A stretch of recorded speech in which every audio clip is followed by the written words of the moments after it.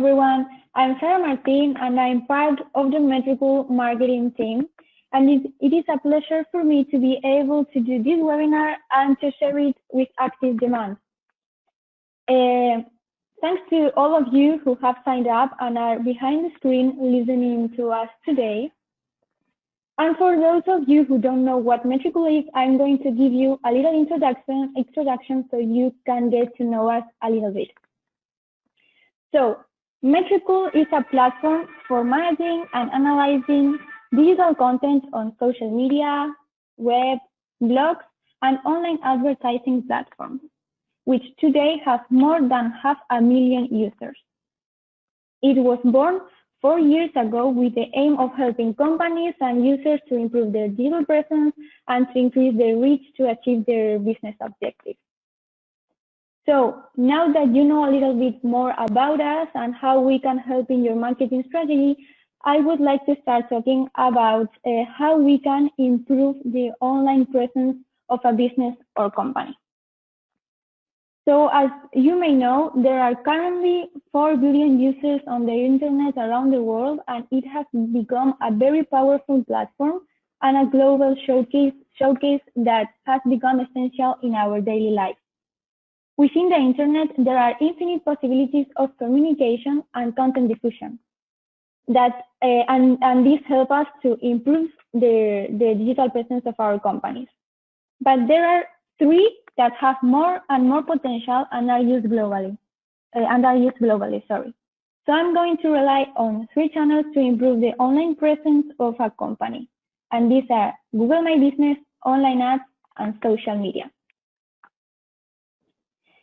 So I am not telling you anything new when I tell you that more and more users are using social networks either to entertain themselves or to make themselves known and gain visibility. The use of social networks in a digital marketing strategy has many benefits. And here you can see the main benefits you can have by using these social networks on your strategy. It provides credibility, you have the possibility to create an online reputation, you gain global reach, it builds trust and helps you to be closer to your users, and it is also a great channel to gain visibility. So to gain online presence, it is important to have a good social networking strategy that takes into account many factors. But I would like to talk to you about 2 of them. And these are the most important in a social media strategy. The first one is the content. Content must be of quality, value, and must provide relevant information to the target audience. In addition to this, it is not only important to publish it, but to know when to do it and how often.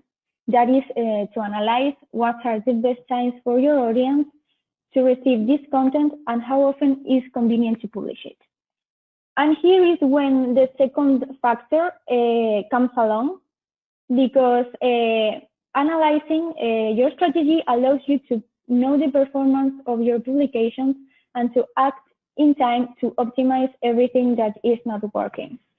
By analyzing your strategy and the impact of your content, you may learn what are the best times for your audience to receive this content, and you will see which content is the one that your audience prefers. As I started before, I said that another channel to improve your digital presence is Google My Business, and it has become an essential tool to increase visibility on the internet today, and especially for local businesses such as restaurants, stores, or bars. Having a listing in Google My Business greatly increases the possibility that users who are searching on the internet will find your local, so it increases the possibility to gain new customers. But not only that, because Google My Business helps to generate a business idea, you know. Users can find a lot of information in a Google My Business listing.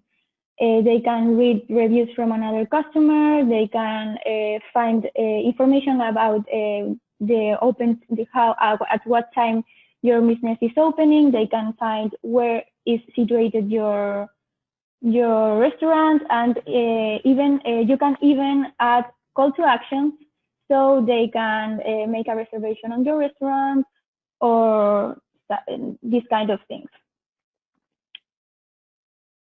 Finally, online advertising is a great resource to reach larger audiences, and with the possibility of segmenting, you can choose who you want to reach with your information. In addition to this, I would like to say that platforms like Instagram or Facebook are increasingly seeking to benefit all people who make use of advertising by providing them with more reach. So we have talked about 3 channels that can help you to increase or to improve, your digital presence, and this is social media, Google Analytics, Google My Business, and online advertising platform. So now I would like to give you some kind of tips so you can reduce your efforts and optimize your budget in these kind of strategies to improve your digital presence. So I want to start talking to you about how you can reduce your effort and how you can save time regarding social strategies. So within a social media strategy, it is important to organize and plan processes to save as much time as possible and optimize the budget. It is true that within a social media marketing strategy, a lot of time and money can be wasted if it's not controlled properly. So that's why I wanted to give you 3 tips to save time, money, and effort. The first one is analyzing your competitors. From analyzing the accounts of other companies, you can extract priceless information.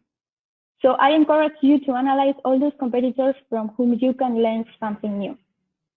The main benefit is that it helps you to optimize the processes by observing what works or what doesn't work for other accounts within your sector. For example, imagine that you are between two different kind of strategies, and you don't know which one you can carry out in the future. So if you see that another competitor did it before and it was a successful strategy, this will save you time between choosing which strategy to do. Or for example, if you see that a competitor did a wrong strategy and the strategy completely failed, you are going to save time and money because you are not going to do this kind of strategy in your social media networks. In your social networks. It also helps you to generate new content ideas. A lot of time is wasted on improvisation on social media.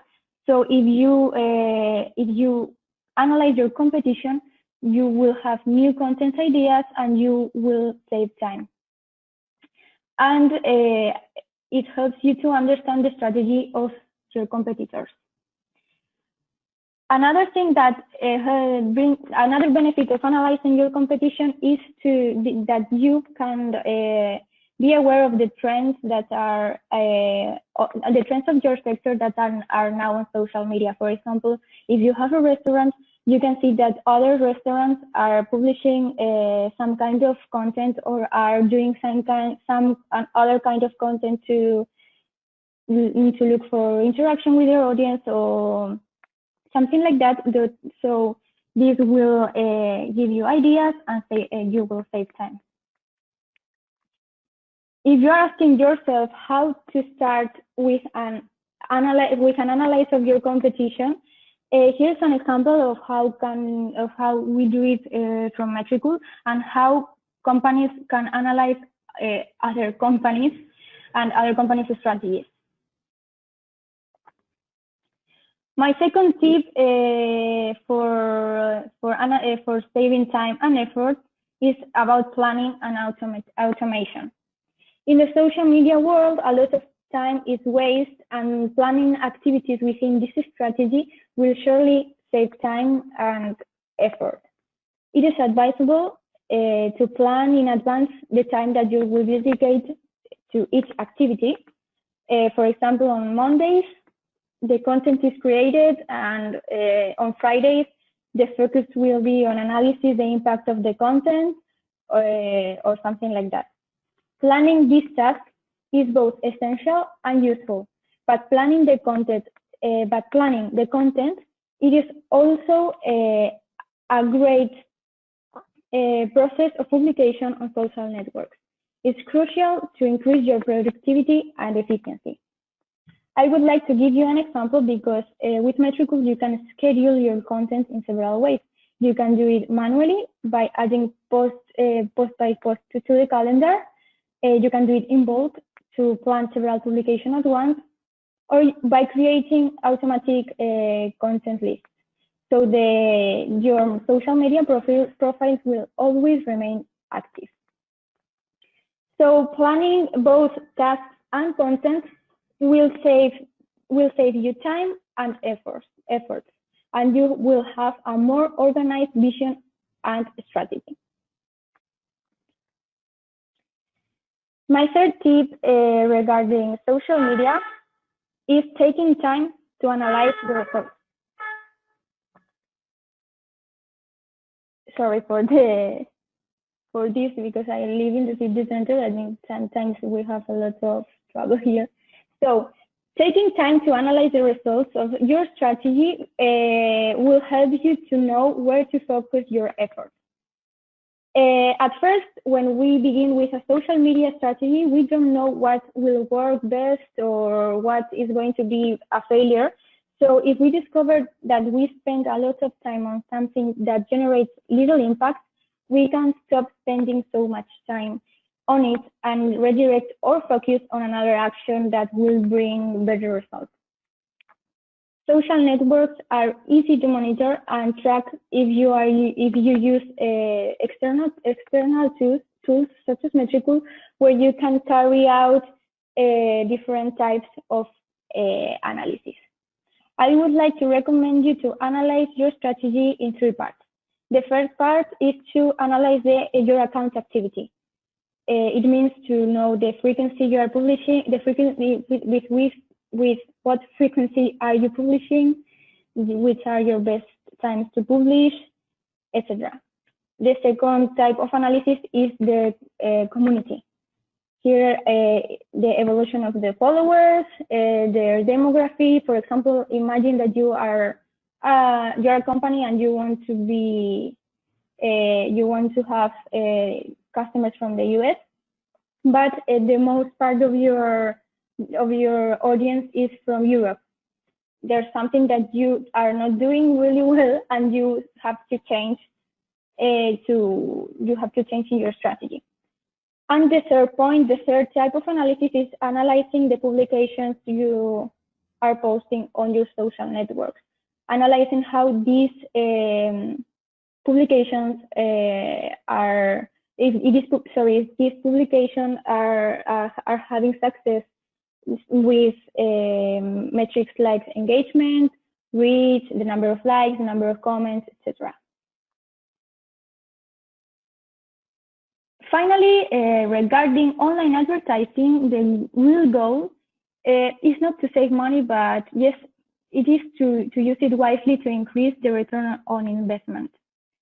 When working with social networks, it is very important to save time and not to lose money in strategies that do not bring profit. Whereas in online advertising, you have to maximize the profitability instead of focusing on reducing the cost. So I'm going to give you some examples with Google Ads search campaigns. And there are 2 tricks that will help you to achieve this goal. The first one is by using the quality score.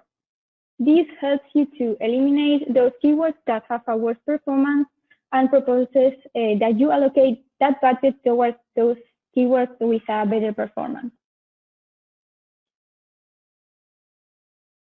And the second, my second trick is to use the OptiScore, because Google offers improvement recommendations to reduce the costs, which don't bring you the expected results and increase them where they are profitable for your business. So I recommend you to don't lose sight of this recommendation that Google puts at your disposal. And as a last piece of advice, is it advisable to support all the digital tactics I have told you about, and more in the use of external tools and help you organize your time and work? So to get you started, I am leaving you a 30-day Metricool trial code, and I hope you enjoy it. So now I am going to let you with Adriel, who is going to continue with this webinar. Fantastic. Yeah, once you stop showing your screen there, I'll take over. There you are. Perfect. All right, let's get going on this other one. Yeah, thanks. You know, one of the things you mentioned there was ROI and return on investment. I think in the past, there were a lot of marketing agencies that could get away with doing marketing that the client liked, that maybe didn't have any return on investment, but the client liked it. And I think that those days are dwindling. There's a lot fewer of those customers out there that can afford to do marketing without the expectation of some sort of return on it, whether it be through brand awareness or like direct response. And I think that that's something that a lot more companies are going to have to focus on, is making sure that they can show the value to their customers on what they bring. Just a little bit about myself. My name is Adriel Michaud. I'm based out of Canada, and ActiveDEMAND is a marketing automation platform. I've been in marketing automation since about 2006, so for a while now. And our company's primarily focused on helping marketing agencies, PR agencies, and businesses that need to scale their marketing up and use automation and software to help with that. But today I'm primarily going to be talking about how to improve the conversion rates and using some of the tools and tricks that you can to help to analyze a prospect's buyer's journey. Now, if you are a marketing automation, or sorry, a marketing agency, and you don't do user journeys for your customers, you should. I mean, it's a nice little service deliverable that you can do for clients. If they're pretty snazzy, you can charge, you know, $5,000, $10,000, $15,000, $20,000 for a decent user journey and persona build out. So it's a decent service to do.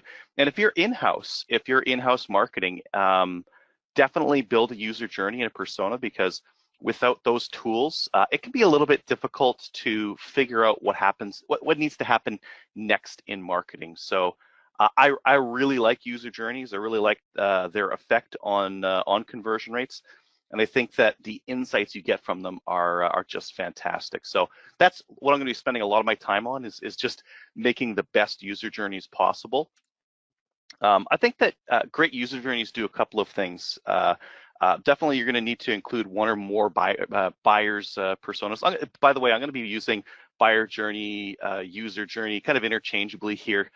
If you are doing marketing for a donation place, you wouldn't have a buyer journey, you'd have a donor journey. So I'll just use those interchangeably today. If you don't have a great user persona, the best time to make one is now, or yesterday, if you can, and definitely try to use some data to build those things out. And typically, a really good user journey will describe a typical path that a buyer takes. So we'll include some milestone decisions in there, some of the signals and what they mean. The best user journeys aren't based on how we interpret the prospect, but what the prospect is telling us, what they're doing, what we can infer based on what they're doing, because those signals are a little bit more irrefutable than whether the salesperson feels like they're ready to buy or not. They're just a little bit more bulletproof.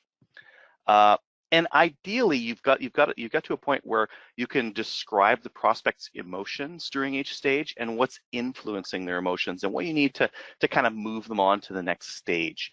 and how your marketing is going to help with moving them to the next stage. So I'm going to give a couple of like really super duper basic examples of user journeys here, just so we could put something on screen.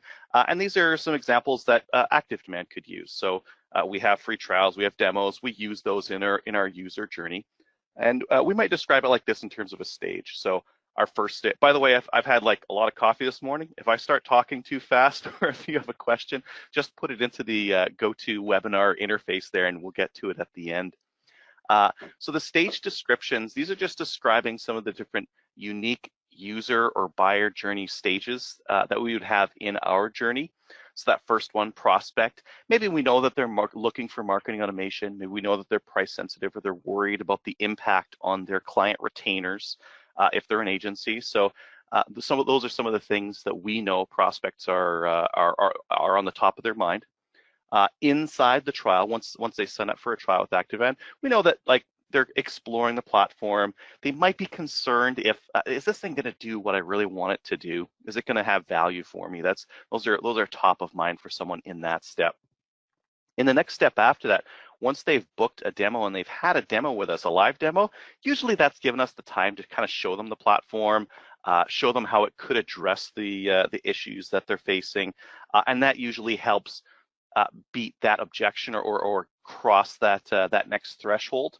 And then after that, we're typically looking at a purchase. So they found the pricing acceptable. They know they saw the platform doing what they thought that they needed it to do, and we're off to the races there. So this is just an example on some of the different stages and some of the different feelings that someone would have through a user journey. And again, this is a very basic example that I'm giving you guys today, but it's just for illustration purposes.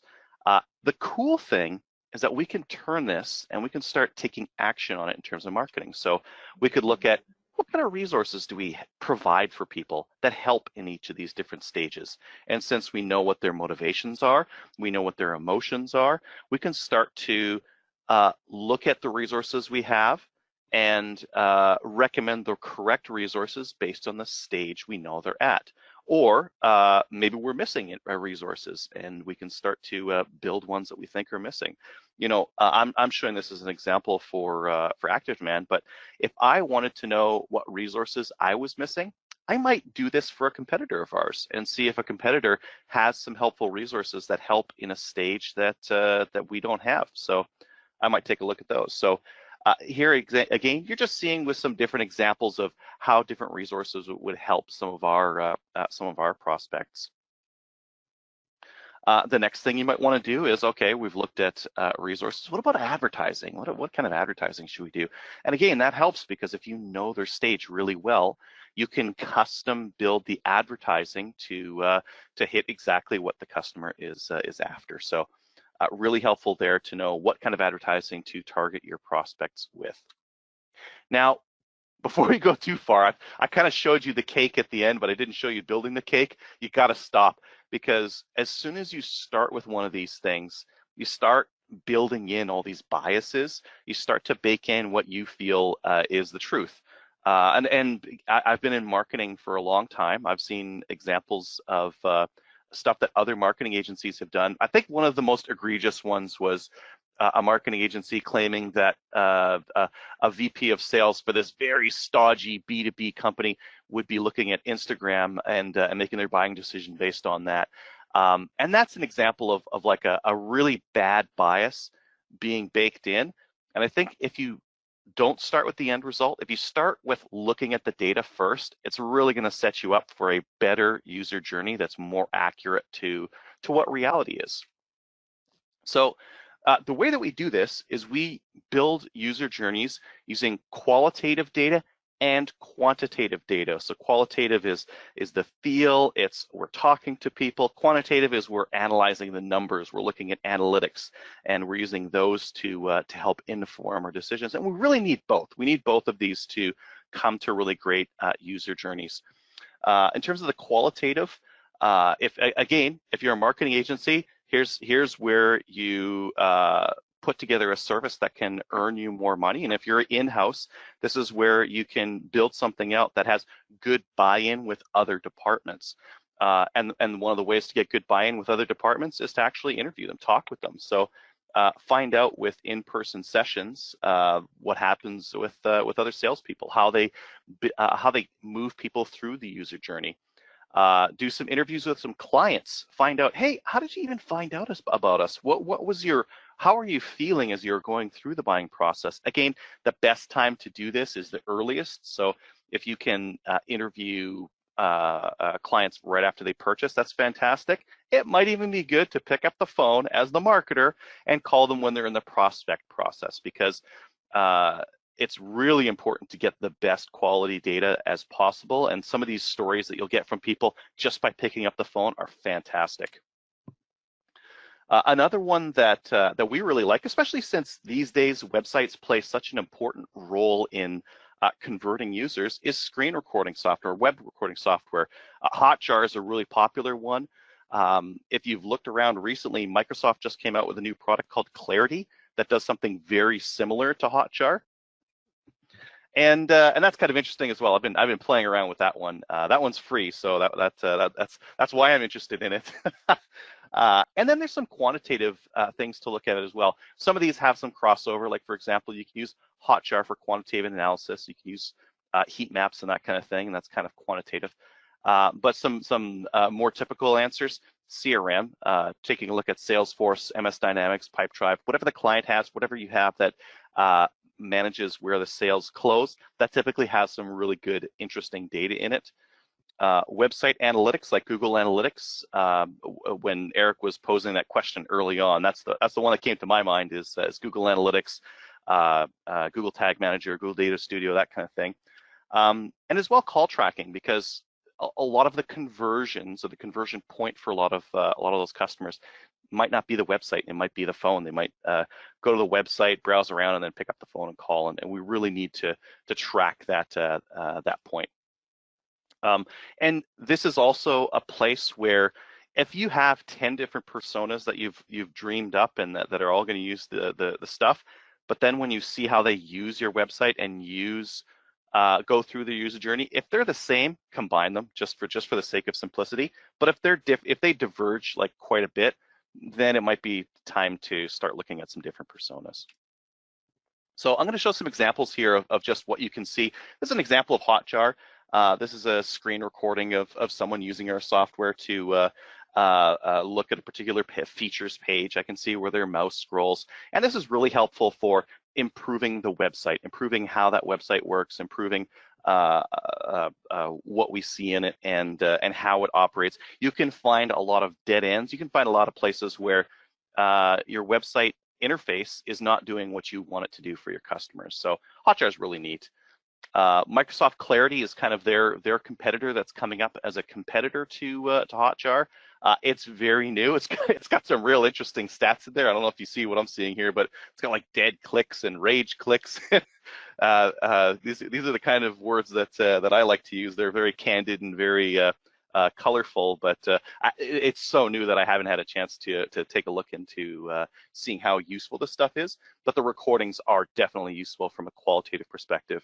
And then if you're in the digital marketing space, you've probably seen Google Analytics has a new version out called GA4. It's very pretty and it does some very different things as well. So these are some of the standard tools that most digital marketers use when building out a great user journey. The other piece that you might want to look into is using a marketing automation platform like ActiveDEMAND, because ActiveDEMAND has really great quantitative data.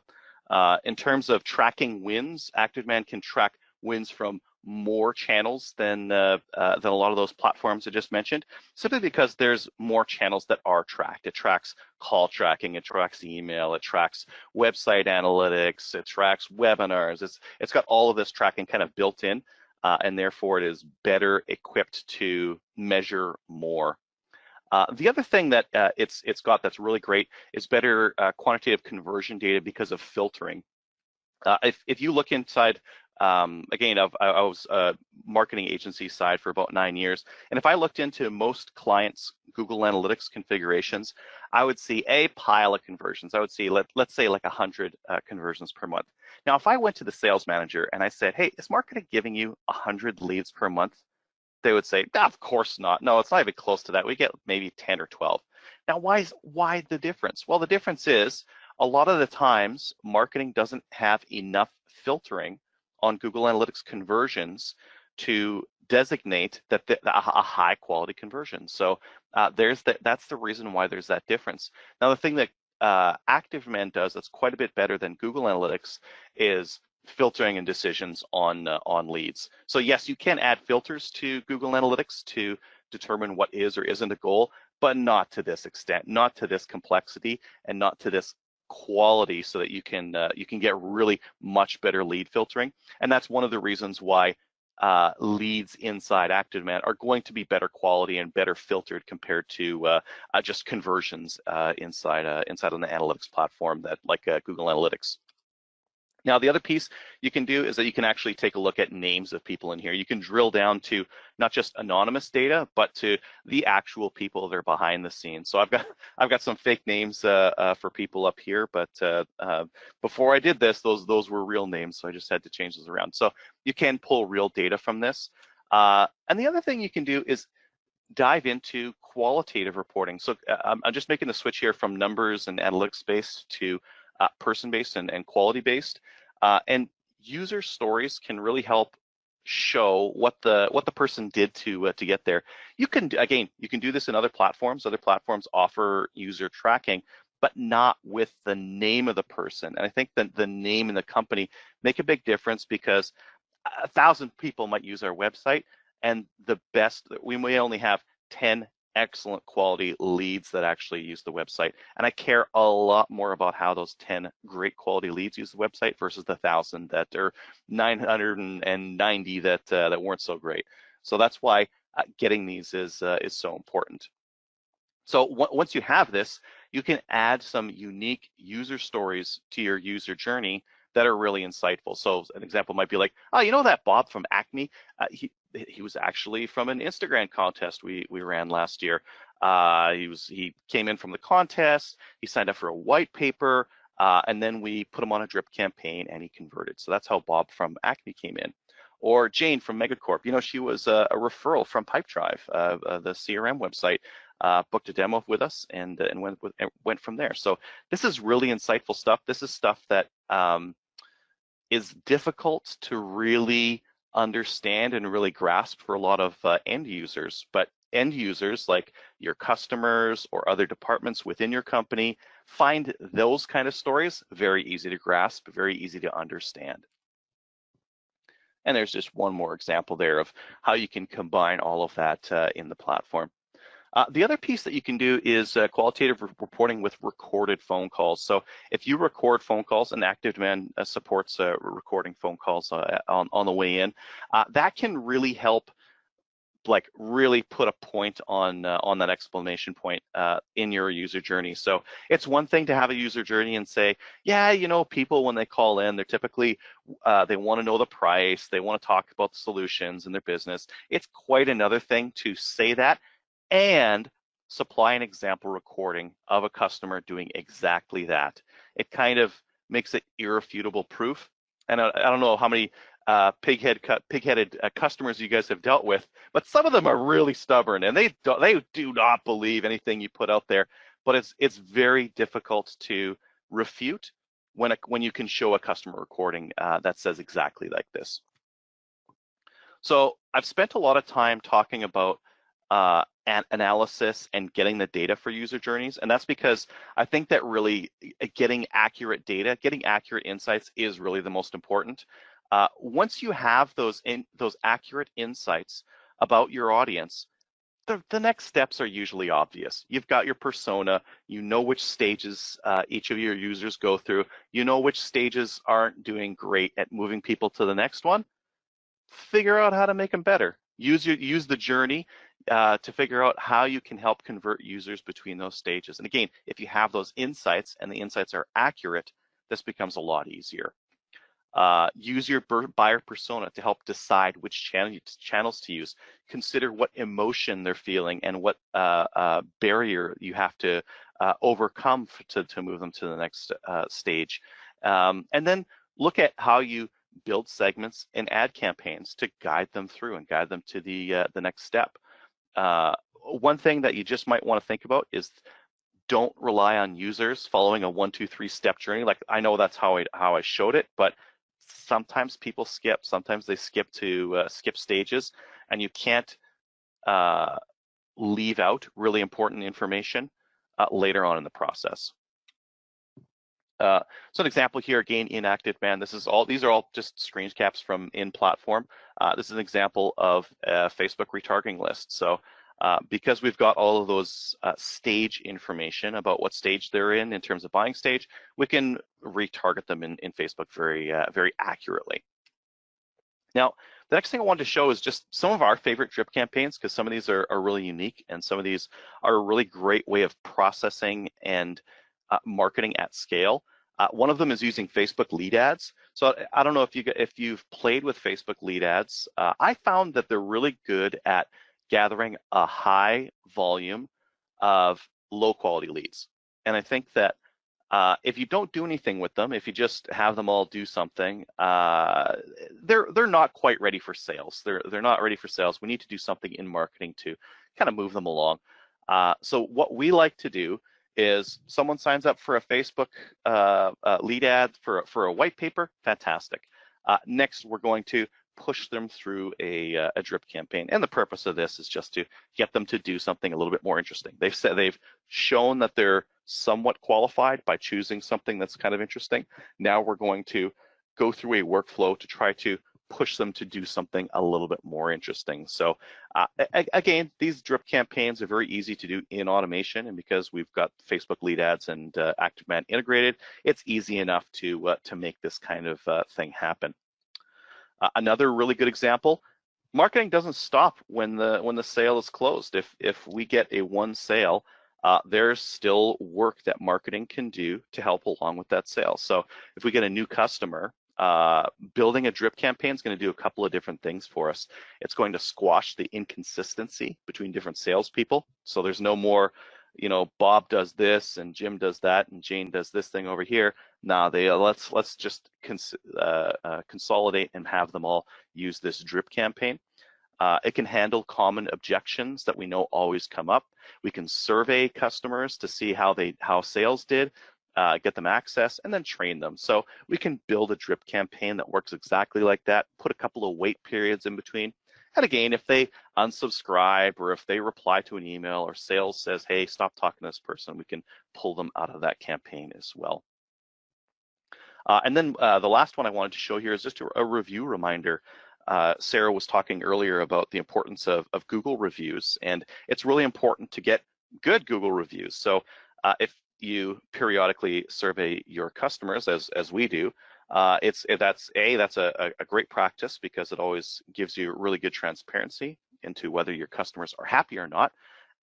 If they are happy, ask for a Google review. If they're not happy, let the support manager know, because really they need to take action and help that customer out. There's a reason why they're not happy, and support is the best group to help with that kind of thing. So a workflow might look like this. So the first step is they filled in that survey. Second, hey, did they rate us 5 stars? If they didn't, let's push that maybe to our CRM. Let's have the the support manager follow up and help them out. Otherwise, let's ask the customer to review us on Google or Yelp. Wait a week. Did they review us? Did they click on that link? No. Ask them for a review again. If they did click on it, just thank them for reviewing us. Again, this is stuff that when you automate it, it's more consistent and it happens more often. And it's just the way to roll if you're going to consistently build up those Google reviews. Just some final tips. Really, better conversion rate comes from accurate insights. You need to know where your customers are being held up if you want to help them. And the way you get there is by building a really accurate user journey, a really accurate user persona, and using that combination of those two to track KPIs, track what they're doing, and then consider how you're going to intervene to help them out and move them along to the next sale. So I've been talking for about 20 minutes here. I'm going to just hop on to the last slide here.